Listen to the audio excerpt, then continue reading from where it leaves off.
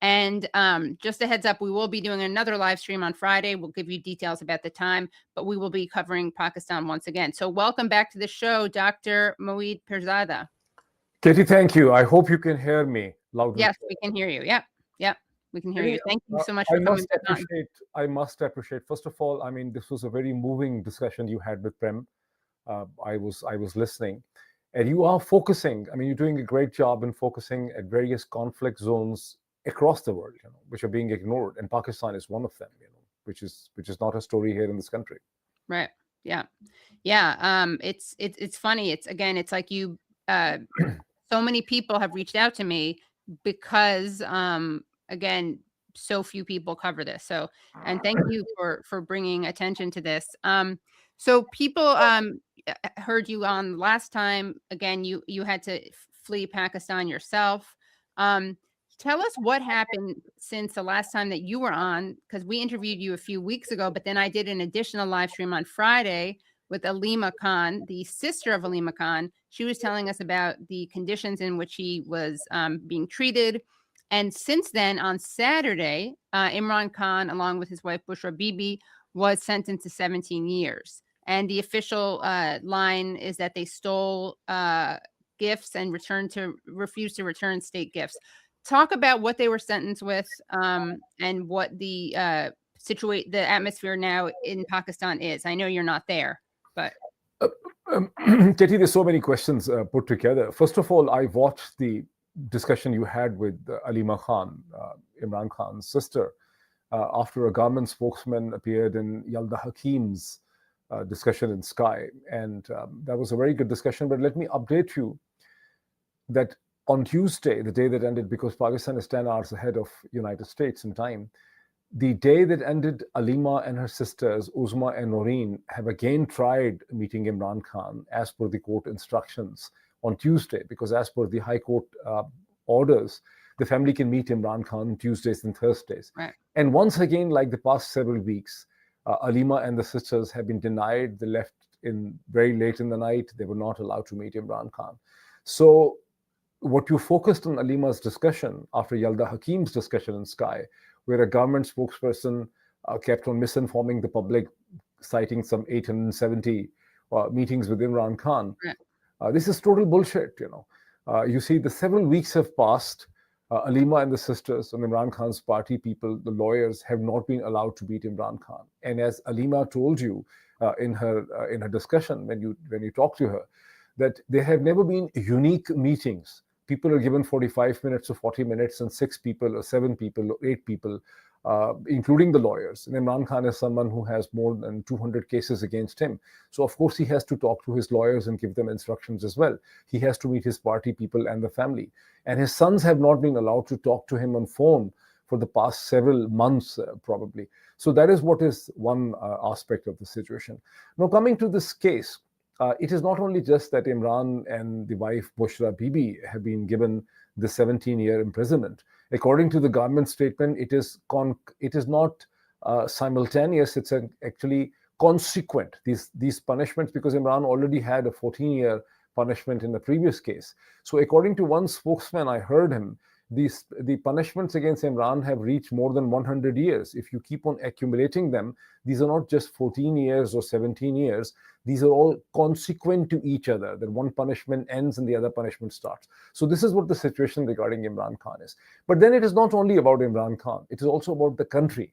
When the government spokesman you mentioned and you heard on Sky with Yalda, I know him personally. He's a very intelligent man, very well-spoken man.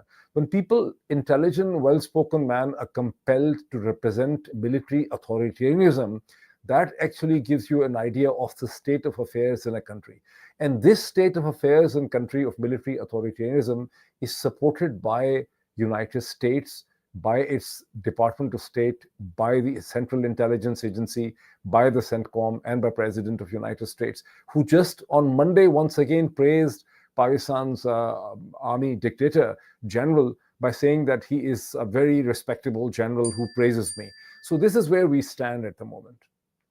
Right, yeah. And that, of course, was Yalda Hakim on Sky News, and it was Mubashir Zaidi, Mubashir Zaidi, who was saying really disgusting. Musharraf Zaidi. Oh, okay, Musharraf Zaidi.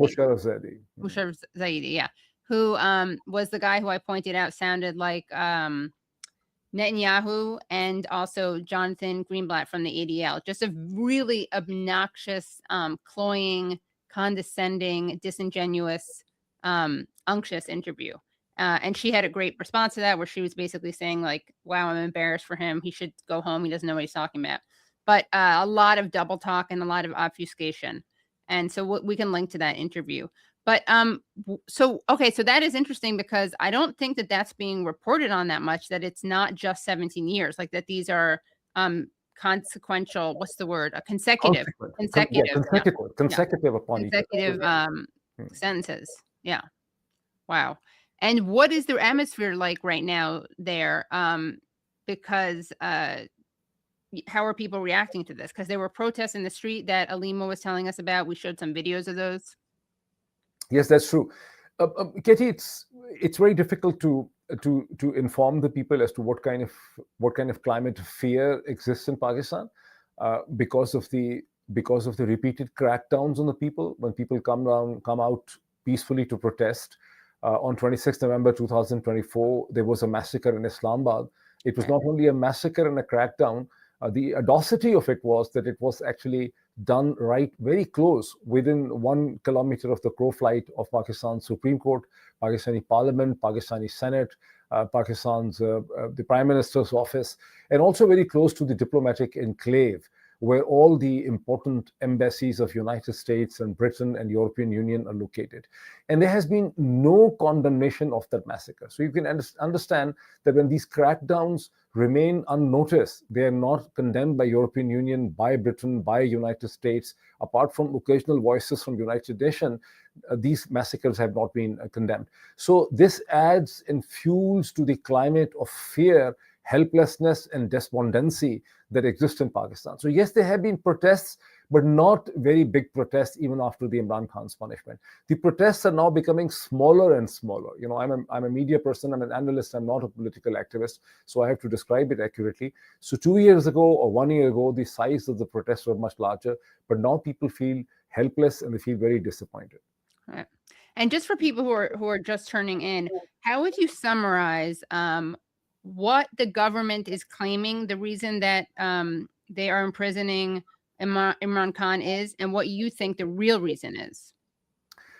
You see, of course, the government reason is this, that Imran Khan has done the corruption. Imran Khan and his wife have actually taken an expensive jewelry on prices much less than what they should have been, the market prices. But these are not the real reasons. First of all, what is being claimed by the government is a government facility called Tosha Khana in Pakistan, where when government officials, the prime ministers, the ministers, or the army officers, they travel abroad to Middle East and different countries, they receive expensive gifts. This is mostly in the Middle Eastern culture. And the Pakistani government had a law that is more than 50 years old, that you can pay a price, probably 10% of the registered price, the recommended price, and you can take those gifts for personal use. So everybody has been taking them. In fact, the difference is this, that in Imran Khan's case, the prices were raised. He decided to that the Tosha Khana prices, the state prices, should be much higher. And he has paid the price and actually taken that jewelry. But now they have actually brought some fake evidences by saying that Imran Khan impressed upon or influenced someone, the appraiser, to fix a lower price. But that's actually all totally nonsensical. The reason over here is totally political. The cases against Imran Khan were also for marrying his wife Bushra Bibi illegally against the principles of Islam. Where in the world can you actually bring a case against a man who's 70 years of age and a woman who's 50 years of age, that they have married against some sort of religious injunctions? I mean, only in the way the things are in Pakistan, you can bring such a stupid case. So all the cases against Imran Khan are politically motivated because he's very popular. In the last election of 8 February 2024, he won single-handedly, sitting from jail, more than 70% of the popular vote, as per the exit polls that were coming before midnight. So the goal over here by the military regime is to keep him in prison, or in one pretext or the other pretext. They keep on bringing new cases and they control the courts. Right. Someone actually wrote a comment that I just want to read. Let's see. Dania Adnan, all at the behest of the Brad, can you mute Moeed because there's an echo? So I'm going to read the comment. Just mute him while I read that. At the behest of the U.S., all will be forgiven if the no confidence vote against Pakistan Prime Minister Imran Khan succeeds. U.S. Pakistani generals are entirely subservient to the U.S. Reading the NSS, the U.S. is out for war. Khan is peace. They'll never let me out. This is an old comment, because when you look at the all at the behest of the US, this comment must have been written somewhere around in March or April, in March of 2022, because this comment is in the context of when a no confidence motion was being brought against Imran Khan. And the writer is saying that all will be forgiven if the no confidence vote against the Pakistan Prime Minister Imran Khan succeeds. US Pakistan generals are entirely subservient. She's referring to a Department of State functionary who made that comment on 7th March to then Pakistan's ambassador Asad Macheed in Washington in the meeting, that all will be forgiven if the no confidence move against Imran Khan succeeds. This is what she's referring to. Okay, got it. So also, Nate, did you give Brad the video that we want to show? Brad, do you have that video? I gave him the headline. I gave him the link. Oh, okay. Headline. Okay, but we also have a video. Which he has already showed. But right. There was the president speaking at Mar-a-Lago when new naval ships, he announced new naval ships, and surprisingly for the first time in the US history, he has named the naval ships as the Trump class. It's usually for a privilege reserved for presidents who have gone or probably died. But it is then that the President Trump was speaking, and he referred to the Pakistani general as a very respectable general. And every time when Trump speaks like this, it enhances the political power of the Pakistani military within Pakistan to coerce the people. This is what the tragedy is. Okay, got it. But we do, I believe, have a little video. Can you play that one, Brad? And the talks are going along. And I say that, there's tremendous hatred between these. Think of it, we stopped a potential nuclear war between Pakistan and India. And the head of Pakistan, highly respected general, he's a field marshal. And also the Prime Minister of Pakistan said President Trump saved 10 million lives, maybe more, by getting that war. 8 planes were shot down. That war was starting to rage. And he actually said the other day that President Trump saved 10 million lives, maybe more. So what are your thoughts on that? It's actually funny, first of all, look at this, how President Trump has referred to the Pakistan's military chief and the army chief. He refers to him as head of the Pakistan. I mean, President Trump is so disconnected with the actual ground reality that he's referring to a serving army general as head of Pakistan. And he first mentions the general, and then he mentions the prime minister, because he also understands that the prime minister of Pakistan, Shehbaz Sharif, is totally irrelevant. So this is what Trump understands. This is why he refers to the general first of all. And the prime minister has actually been created by the general, because the elections on 8 February 2024 were totally rigged. So, but every time when president makes this kind of reference, he further empowers General Asim Munir's hold on Pakistani politics. Also, he keeps on increasing the number of the planes. The actual planes that were shot on 7th May 2025 were only 5.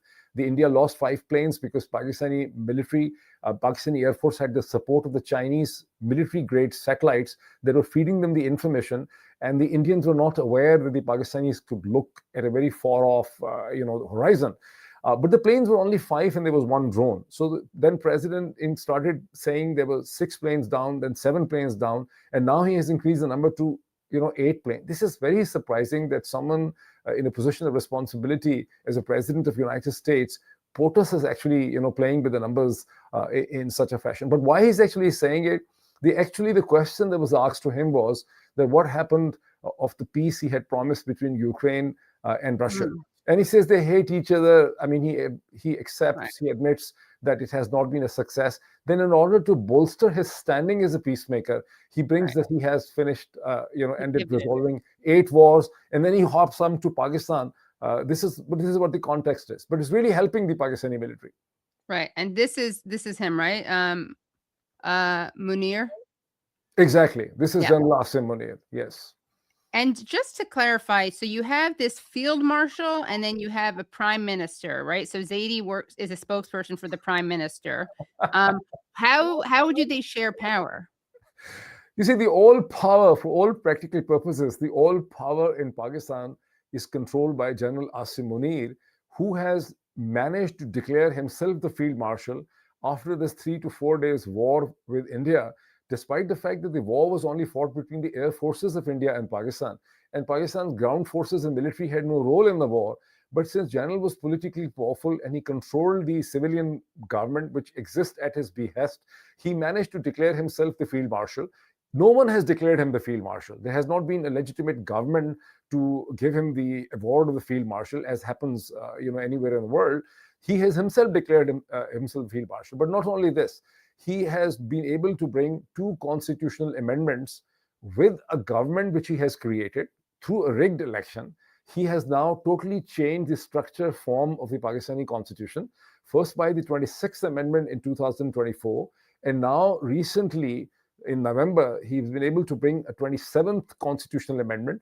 And as a result of the 27th constitutional amendment, he has now made himself chief of the defense staff forces. That means he now controls the Air Force, he now controls the Navy, he now controls the nuclear command of Pakistan, the cyber forces and everything. And all that is happening and being ignored by United States. This is funny, the way things are going in Pakistan. Yeah, that is interesting and disturbing. And thank you for coming on. Anything else that you want to make sure that you mention? And we'll definitely bring you back on. And we're having someone on, Hassan Ali who writes for The Nation, who was actually beaten up by I guess the police or the army when he was covering a pro-Khan protest. Katie, I just want to add this thing. First of all, that you're doing a very good job because in United States, there is very little understanding, if any, what is happening in Pakistan.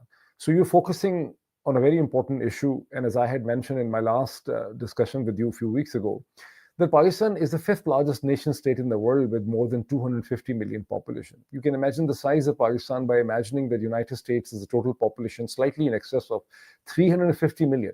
And Pakistan is 250 million plus. So it's a very large nation state that has many sub-states and sub-nations inside it. Secondly, it's the 2nd largest Muslim nation on the planet, which has huge human resources in the form of a large army, a large bureaucracy, a large civil society, and academia. I mean, just look at the size that Pakistan has. More than 20,000 trained physicians of Pakistani origins that are serving the American communities all across the United States. And similarly, they are in Canada. They are perhaps the largest group of physicians, of the foreign trained physicians in United Kingdom. And the same is the situation worldwide, the Pakistani diaspora.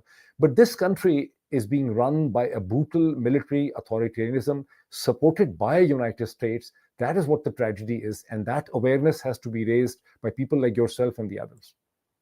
Well, thank you so much for stopping by, and we will have you back on soon, and we will keep covering this. And again, I'll update people at the exact time, but we will have Hassan Ali from The Nation, who actually will be joining us from Pakistan, where he is from and where he's based. So really looking forward to that. Thank you, Katie. Thank you. Thank you. Have a great night. Thank you.